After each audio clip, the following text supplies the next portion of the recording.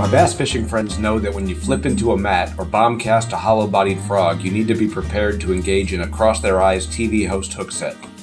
Oddly enough, we've learned that as you transition from 3-pound bass to triple-digit billfish and tuna, sometimes softer is better. That may not be the case when popping with artificials, but when using real bait, either dead or alive, the best tactic is often to let the fish run with your offering and then ease the hook into the corner of their mouth. That requires not only restraint, but also a special hook. Here's an expert to explain how and why. Final day of fishing here at Fish Panama Island Lodge. Sitting here with my friend Elliott Stark of Fish Travel Eat, who has become my all-purpose offshore guru. It's a lot of pressure, Pete.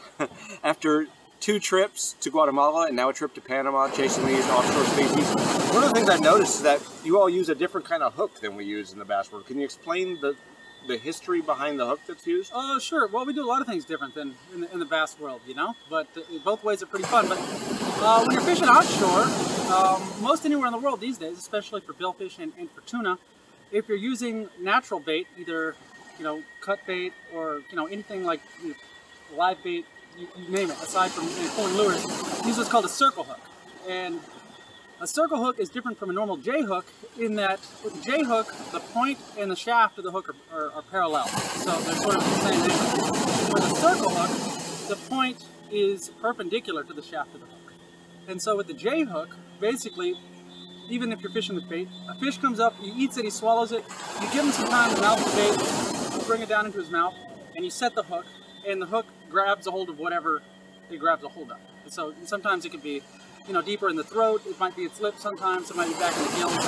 But, you know, it's, you know, a little bit harder on the fish than, you know, when you're using natural bait. But a circle hook, what it does is it's meant and designed to catch 90% of the time in the corner of the fish's mouth. And so the idea is the fish, like a marlin or a sailfish or even a tuna, comes up, grabs the bait, they'll mouth it a couple times and swallow it down. And then you let, when the fish, you know, bites your bait, you're holding the reel in free spool and let the line go. And so line's pulling, you give it 3 or 4 seconds and then you just ease the drag up and you engage the reel. And there's no setting the hook, you know, like you guys do in the bass world sometimes, but rather just letting the line come tight on its own. And if you set the hook, you snatch the hook, you circle hook out of the fish's mouth and you don't hook it. So what the hook does essentially is it comes out of the, you know, fish's mouth or throat, wherever it's holding the bait, and it slides and it doesn't snag anything down there, but it comes up and it sort of works its way into the corner of the mouth. And so it hooks a fish here instead of down deep. And so what that means is that the fish lives a lot better if you're releasing it in terms of, you know, a sailfish or a marlin.